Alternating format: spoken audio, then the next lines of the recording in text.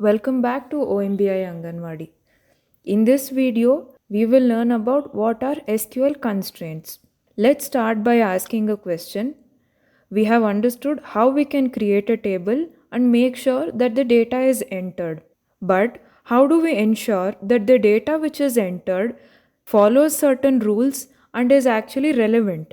So, to control and validate what kind of data enters into the table, this concept of constraints comes into picture.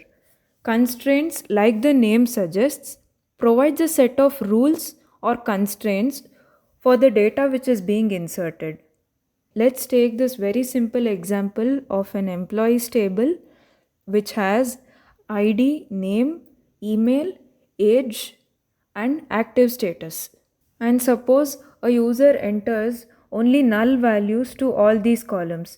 SQL Server will still allow this kind of data unless we specifically define rules on what these columns should actually hold. These rules are called constraints.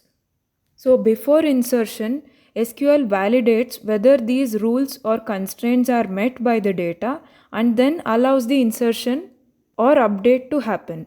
In SQL, we have 6 kinds of constraints, starting with not null, unique, primary key, foreign key, check, and default constraints. In case you have not watched the video on the difference between a primary key and a foreign key, do have a look at it to get a visual understanding.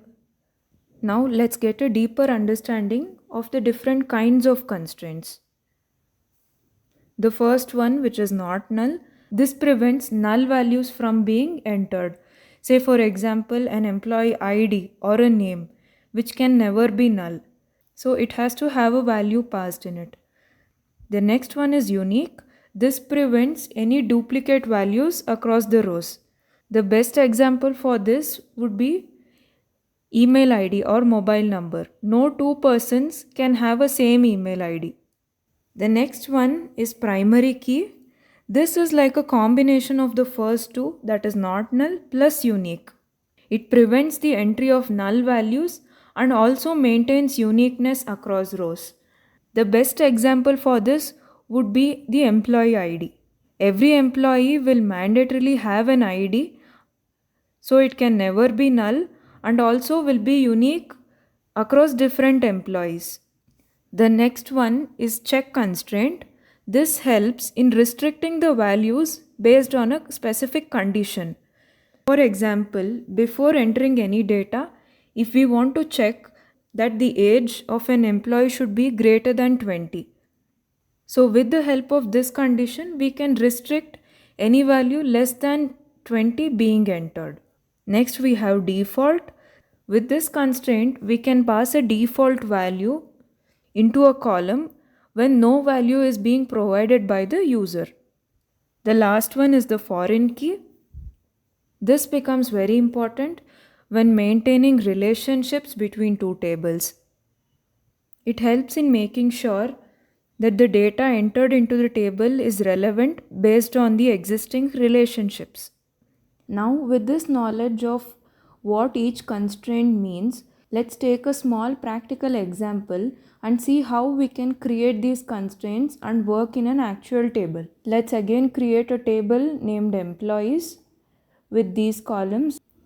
So while creating the table, let's decide what appropriate constraints need to be assigned for each of the columns.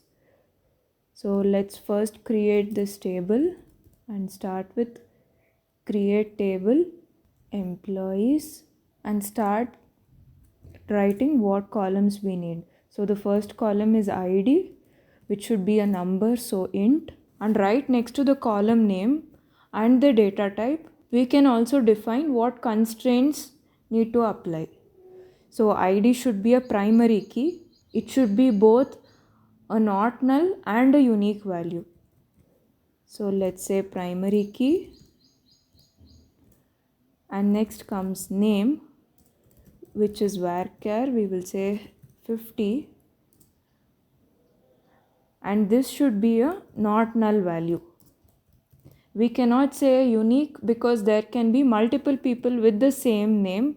So it should just be a not null value. Next is email. Let's say varchar of 100, and let's assign the unique constraint here, because a name can repeat but an email address cannot repeat. And next we have age. Age is again a number, so int, and here we want the age of any employee to be greater than 20. So we will have to assign a check constraint here. So we will say check age greater than or equal to 20. And then we have salary, let's say decimal, and for salary again we will have to check whether it is greater than 0, because a salary cannot be a 0 or a negative number. So we will have to make sure that the number which is being entered is greater than 0. And now we come to our last column, that is active status. Let's again say int, and let's assume that our active status is something like either a 0 or 1, where 0 denotes inactive and 1 denotes active. And any employee who newly joins an organization is by default an active employee or an active member. So the user need not enter anything manually. For any new entry made, we want this active status column to be 1. So let's say default 1. So we have defined all the columns and also all the constraints we wanted. And here we create the table.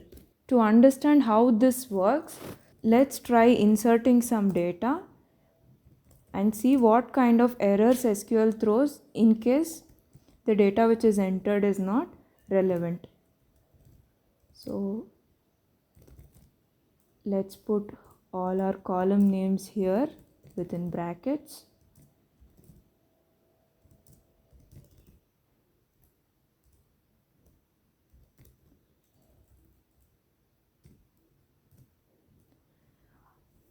Here I will not include this active status because the default value will automatically be passed, and the first entry would be for the ID,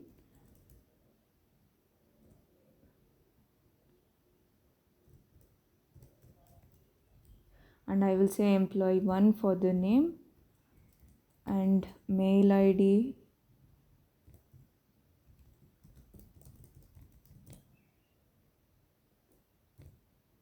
then we have age, let's say 19,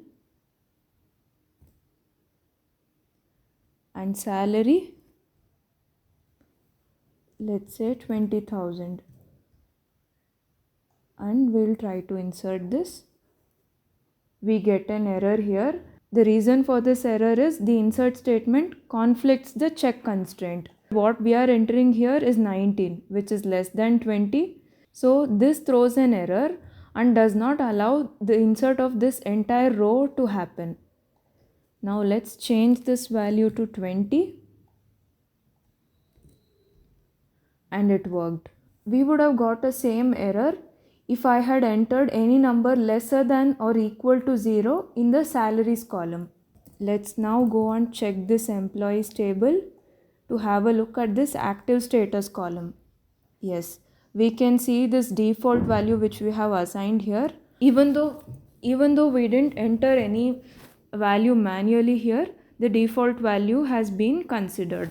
Let's now try to insert another record with say employee 2 and insert. We got another error here which says violation of the primary key. We already have an entry in the table with this ID 101. When I try to insert another entry with this same ID, this violates the primary key constraint, and so we got this error. So let's change it to 102 and then run it. We got another error which says violation of unique key.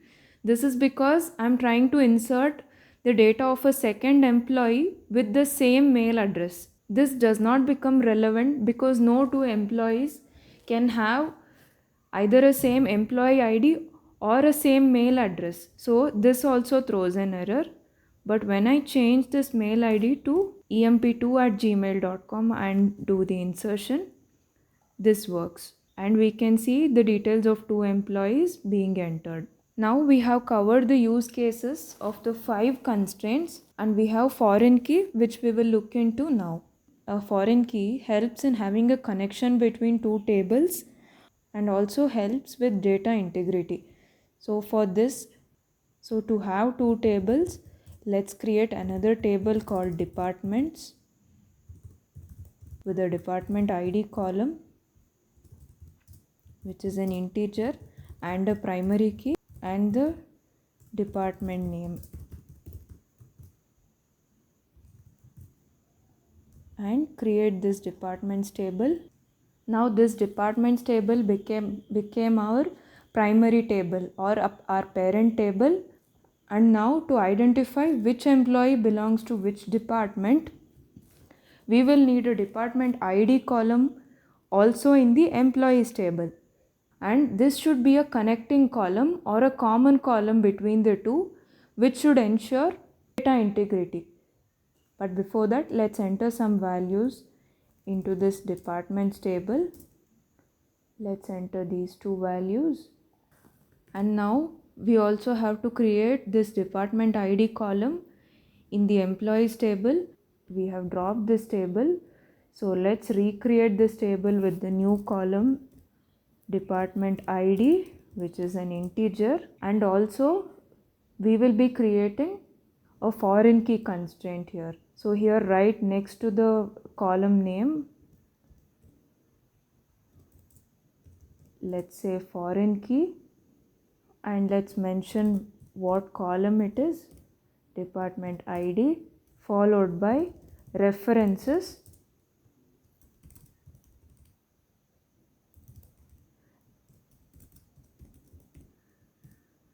This is our syntax to create a foreign key constraint. The basis or logic for doing this is very simple.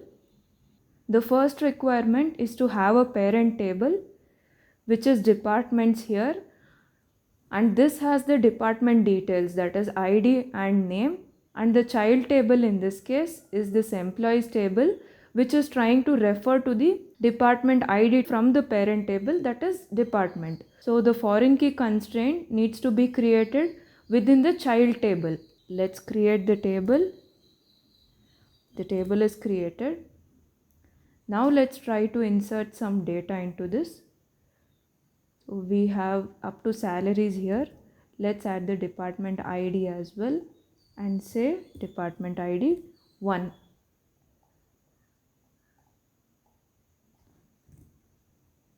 Our insert has worked. We can see that employee 1 belongs to department 1. Now suppose I try to insert another record and say employee 3 and say department ID 3. Let's see what happens now. We got an error saying insert statement conflicted with the foreign key constraint. Like how we saw different errors when other constraints were violated. The foreign key violation also throws an error. The employees table has a connection with the departments table, and when we entered department ID 1 and 2, SQL Server could understand that it referred to IT and accounts, which was already entered in the departments table. But when we are trying to give this ID 3, there is no entry in the departments table which says department ID 3. So this data becomes irrelevant. To prevent this irrelevance and maintain the connection between the 2 tables, a foreign key constraint comes in handy. Also, here are a few very important rules which needs to be followed while creating a foreign key constraint. There should always be a minimum of 2 tables because foreign key always works with establishing relationship or connection between tables. So one will be a parent table, the other will be the child table. The next rule is that the referencing column from the parent table should always be a primary key. In our case, the departments table was our primary or the parent table, and the department ID there was a primary key. And then the foreign key constraint needs to be created on the referenced column of the child table. Now that we come to the end of this video, we have a clear understanding of both the theoretical as well as the practical aspect of how we can create and work with different constraints. Do like the video if you found it useful. Stay tuned and subscribe to OMBI Anganwadi.